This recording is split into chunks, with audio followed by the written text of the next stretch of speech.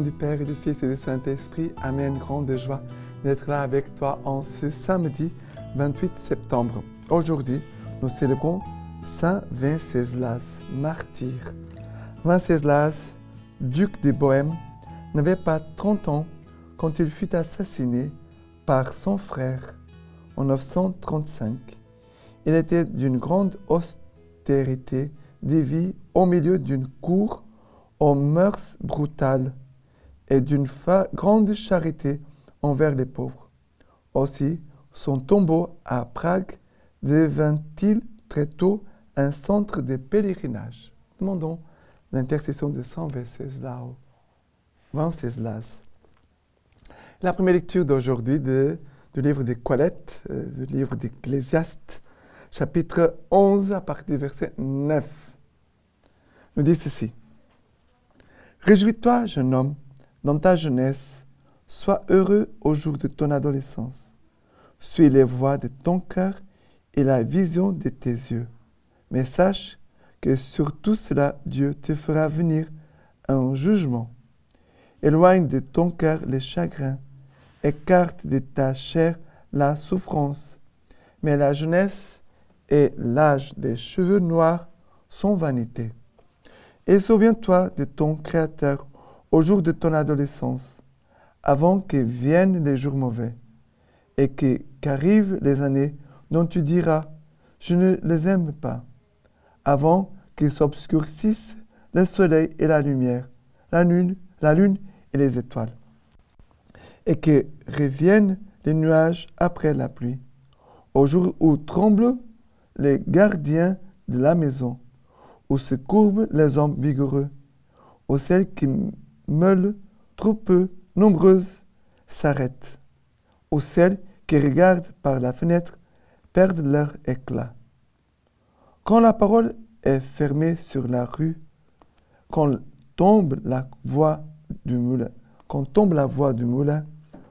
on se lève et la voix de l'oiseau, quand se taisent toutes les chansons, quand on redoute la montée et qu'on a des frayeurs en chemin, et l'amandier est en fleurs, et la sauterelle est pesante, et le caprier s'épanouit, tandis que l'homme s'en va vers sa maison d'éternité, et les pleurs tournent déjà dans la rue, avant que lâchent les fils d'argent, que la coupe d'or se brise, que la jarre se casse à la fontaine, que la poulie se rompe au puits, et que la poussière retourne à la terre comme elle est venue, et le souffle à Dieu qui l'a donné. Vanité des vanités, dit Colette, tout est vanité. Alors, ici, nous parle, ce passage de l'Ecclésiaste, nous parle de l'âge. Et ici, nous parle de l'adolescence.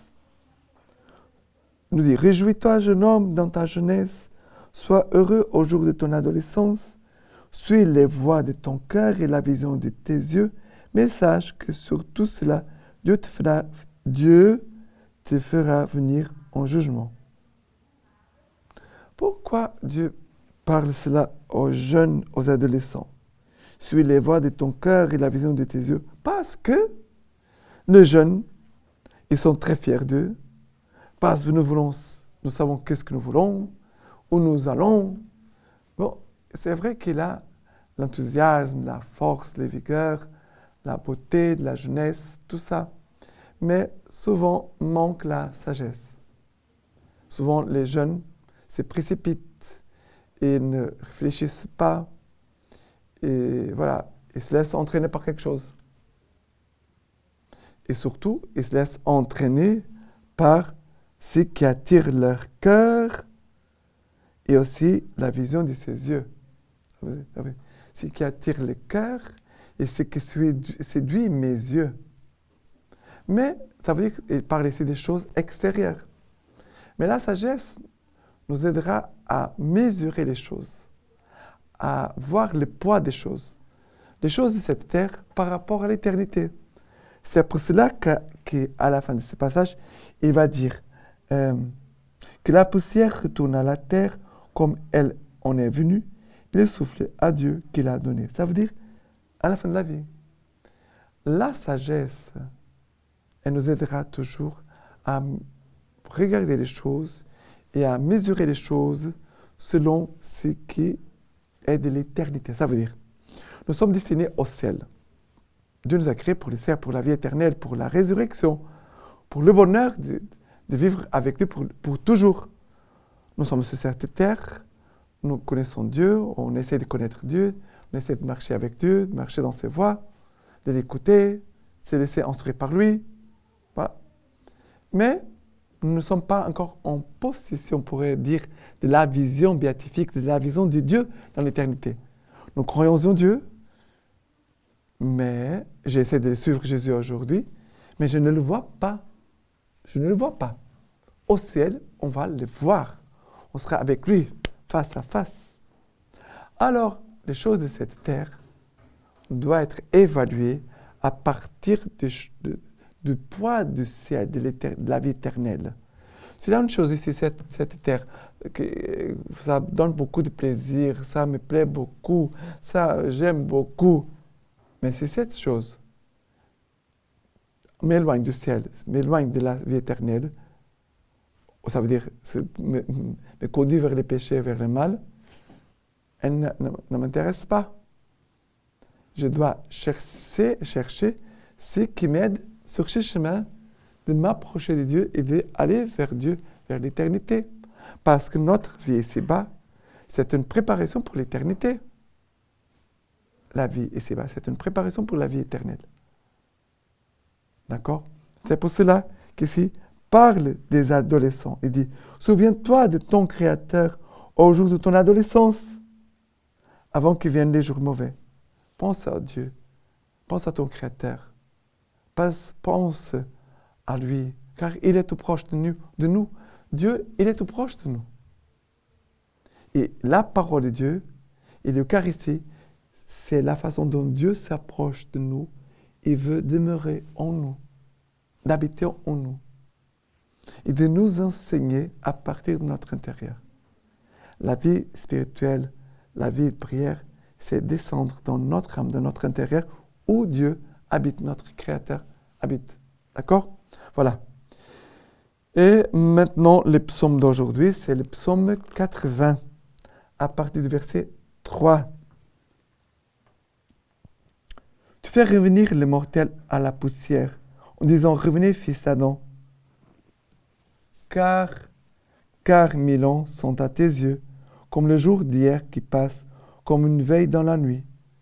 Tu le submerges de sommeil, et seront le matin comme l'herbe qui pousse. Le matin, elle fleurit et pousse. Le soir, elle s'est flétrie et sèche. Le verset 12. Fais-nous savoir comment compter nos jours, que nous revenions de cœur à la sagesse. Reviens, Seigneur, jusqu'à quand? Prends en pitié tes serviteurs. Rassasie-nous de ton amour au matin. Nous serons dans la joie et le chant tous les jours. Après le verset 17, la douceur du Seigneur soit sur nous, confirme l'ouvrage de nos mains. Alors, ça commence par nous parler, faire revenir les mortels à la poussière en disant, revenez fils d'Adam, car 1000 ans sont à tes yeux, comme les jours d'hier qui passent, comme une veille dans la nuit. Alors, ça veut dire la vie ici qui passe. 1000 ans sont rien, car 1000 ans sont à tes yeux, comme les jours d'hier qui passent. Alors, le temps ici-bas, c'est un temps temporel qui passe. Ici-bas, tout passe. Nous voulons, comme chrétiens, choisir les choses qui ne passent pas, les choses de l'éternité. Nous vivons sur cette terre, mais notre vie doit avoir déjà le goût de l'éternité, le parfum du Christ. Les saints, ils transmettaient l'odeur, le parfum, le goût du Christ sur cette terre. Les saints, ils vivaient ici-bas, ils s'engageaient dans la vie non, envers les biens des autres, mais ils avaient toujours leur cœur en Dieu. Voilà la sagesse des saints. Il faut lire la vie des saints, car elle est remplie de sagesse. Et maintenant, l'évangile, c'est Luc chapitre 9, à partir du verset 43. Nous dit ceci: comme tous étaient étonnés de tout ce qu'il faisait, il dit à ses disciples: Vous, mettez-vous bien dans les oreilles les paroles que voici. Le Fils de l'homme va être livré en main des hommes. Mais ils ne comprenaient pas cette parole. Il leur demeurait voilé pour qu'ils n'en saisissent pas le sens, et ils craignaient de l'interroger sur cette parole. Alors, qu'est-ce qui se passe ici? Les disciples de Jésus, ils étaient étonnés de tout ce qu'il faisait et disait à ses disciples. Et Jésus disait: mettez bien dans vos oreilles les paroles que voici. Le Fils de l'homme va être livré aux mains des hommes. Ça veut dire que le Christ va être crucifié, va mourir pour nous, par amour pour nous. Ils ne comprenaient pas cette parole. Le Fils de l'homme va être livré aux mains des hommes. Mais pourquoi ils ne posent pas la question? Seigneur, explique-nous. Seigneur, ça veut dire quoi cette parole? Notre vie de prière, c'est pour recevoir les réponses que Dieu veut nous donner. Dieu veut nous donner les réponses. La lecture divine à chaque jour, elle nous aide à ouvrir nos cœurs, nos oreilles pour écouter. Mais ouvre aussi notre intelligence pour comprendre. Mais ouvre aussi nos mains pour réaliser, pour faire la volonté du Père. Vous comprenez? Mais pourquoi ils n'ont pas posé des questions à Jésus? Ils craignaient de l'interroger sur cette parole. C'est dommage. Ils ont perdu l'opportunité d'avoir les réponses. Mais Jésus ici nous parle du moment de l'amour plus fort pour notre humanité. Et Jésus voulait qu'ils comprennent ça. Ils n'ont pas compris. Et c'est vrai qu'ils vont comprendre cela, cet acte d'amour de Jésus pour nous, après Pentecôte, ou après la résurrection. Qu'ils vont comprendre, voilà, ce qui s'était passé. D'accord? Jésus veut vraiment nous expliquer toutes choses. La lecture patristique d'aujourd'hui de 126 Las nous dit ceci. À la mort de son père Vratislas, les Tchèques nommèrent Venceslas duc de Bohême. Et par la grâce de Dieu, sa foi chrétienne était parfaite. Il faisait du bien à tous les pauvres, vêtait tous ceux qui étaient nus, nourrissait les affamés, recueillait les voyageurs selon la parole de l'Évangile. Il ne souffrait pas qu'on fasse du tort aux veuves. Il aimait tous les hommes riches et pauvres. Il servait les ministres de Dieu. Il embellissait beaucoup d'églises. Mais un jour, son frère va le tuer. Son frère va le tuer. Alors son frère, Boleslas, un jour vient le trouver. Il lui dit, Venceslas, tourné vers lui, dit alors, à quoi penses-tu, mon frère? Il l'empoigna et le jeta par terre. Mais un des conseillers de Boleslas accourut et frappa Venceslas à la main. Celui-ci, blessé à la main, épargna son frère et accourut vers l'église. Mais deux assassins l'abattirent à la porte de l'église. Un troisième accourut et de son épée lui transperça le côté. Alors Venceslas expira aussitôt en disant, « En tes mains, Seigneur, je remets mon esprit. » Maintenant, je vous laisse la bénédiction par les mains toutes pures de la Vierge Marie.